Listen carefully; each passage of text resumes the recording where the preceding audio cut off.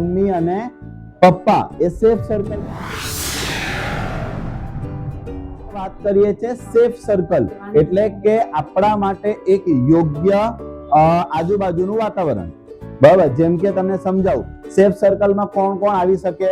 એક તમારા teacher safe સર્કલમાં આવે, પછી તમારા મમ્મી અને પપ્પા એ સેફ સર્કલમાં આવે, પછી તમારા ઘરમાં કોઈ આપણે વૃદ્ધ હોય જેમ કે દાદા દાદી છે, કાકા કાકી હોય, એ લોકો સેફ સર્કલમાં આવે। શેમાં આવે? આના સિવાય જો તમારો બહુ જ કોઈ સારા વિશ્વાસુ પાડોશી હોય તો એને પણ આપણે સેફ સર્કલમાં ગણી શકીએ। હવે સર આ સેફ સર્કલ શું છે? મેં તમને શું કીધું કે જો તમને કોઈ હેરાન કરે છે, તમને ઉચકી કિડનેપ કરવા આવે છે કે કોઈ તમને બેડ ટચ કરે છે તો તમે સૌથી પહેલા જો સ્કૂલમાં હોય તો કોની પાસે જાઓ? કોની પાસે જાઓ? ઓકે। હવે જો કઈદા તમે સોસાયટીમાં રમતા છો, બરાબર, સોસાયટીમાં રમો છો અને કોઈ બહારથી વ્યક્તિ આવ્યું, કોઈ વસ્તુ વેચવા માટે આવ્યું હોય અને તમને બોલાવીને ચોકલેટ આપીને તમને કદાચ અમુક જગ્યા પર ટચ કરવા જાય તો તમે દોડીને ક્યાં જશો? ક્યાં જશો? ચલો, હવે મમ્મી ઘરે નથી, પપ્પા ઘરે નથી, તમે થોડી વાર માટે બહાર રમો છો, મમ્મી શાક માર્કેટ ગયા હોય, બરાબર, તો એની પછી જો કદાચ કોઈ આવ્યું હોય તો તમે ક્યાં જશો દોડીને? ઘરે કોઈ જ નથી તો ક્યાં જશો? ના, મેં તમને શું કીધું? સેફ સર્કલમાં તમારા બાજુમાં રહેતા હોય ને, અંકલ આંટી રહેતા હોય ને, બાજુમાં કાકા કાકી કે કોઈ બીજું રહેતું હોય ને, કોઈ પણ અંકલ આંટી, કોઈ માસી હોય જે તમને ઓળખતા હોય તો તમે કોની પાસે જશો? એમની પાસે જશો, બરાબર। તમે કોની પાસે જશો? એમની પાસે જશો। પછી બીજું, તમારી સોસાયટીમાં વોચમેન બી હોય ને, આવી જશે પાછા, હા ને? ઓકે, તો આપણા સોસાયટીમાં વોચમેન હોય ને, તો હવે જો કદાચ ઘરે કોઈ નથી અને તમને વોચમેન સામે દેખાય છે તો તમે એમની પાસે જઈને મદદ માંગી શકો છો। તો આ શું છે? બધું આપણું સેફ સર્કલ છે। શું છે? કે જ્યારે તમને કોઈ લાગે કે ભાઈ આ વ્યક્તિ મને હેરાન કરે છે, મને ઉચકી લઈ જશે કે પછી મને અલગ અલગ રીતે ટચ કરે છે, તો તરત દોડીને ક્યાં જવાનું? મમ્મી પાસે, કા પછી સ્કૂલમાં હોય તો ટીચર પાસે, જો ઘરે મમ્મી નહીં હોય તો બાજુવાળા આંટી પાસે, અને આંટી બી નહીં હોય તો વોચમેન પાસે, બરાબર। નહીં તો કોઈ જ નહીં હોય તો શું કરવાનું? કોઈ નહીં હોય તો શું કરવાનું?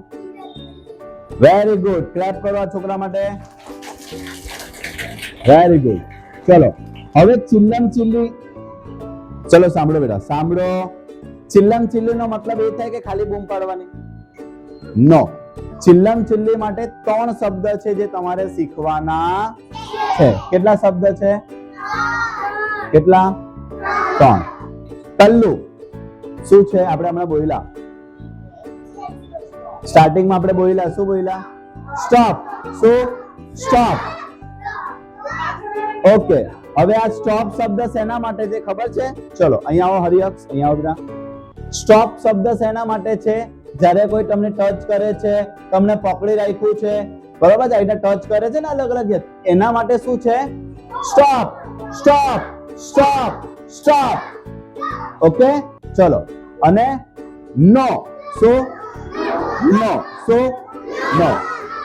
ઓકે, હવે કદાચ તમને કોઈ વ્યક્તિ ચોકલેટ આપે છે, ચોકલેટ આપે છે તમને, પછી એમ કહે છે કે ચાલ હું તને ચોકલેટ અપાવું, તાર મમ્મી પાસે લઈ જાવ, ત્યારે શું બોલવાનું? નો। શું? નો। બોલો જોરથી। ઓકે, સ્ટોપ, વેરી ગુડ, સમજ પડી। અને જો તમને લાગે કે એ જબરજસ્તી કરે છે, શું કરે છે? તમને ખેંચી લઈ જાય છે, તો ત્રીજો શબ્દ શું બોલવાનો? શું? જોરથી બોલ, જોરથી, જોરથી। હેલ્પ, હેલ્પ, શું? Help, help, help, help. Okay, stop, ખ્યાલ આવ્યો? કયા કયા શબ્દ છે? સ્ટોપ,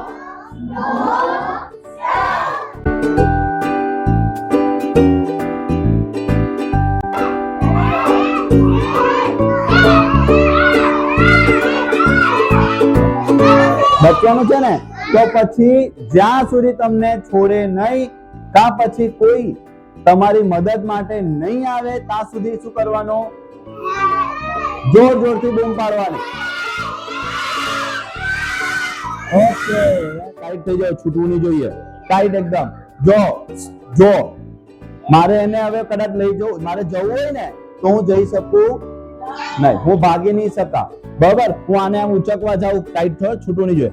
આ છોડ તો બી થવાનો નથી, રાઈટ? હવે આવામાં તમે બીજું શું કરી શકો?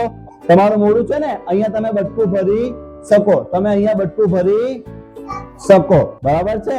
હવે બટકું ભરો ને તો નાનો માણસ હોય કે મારા જેટલો હોય, બધાને દુખે ને?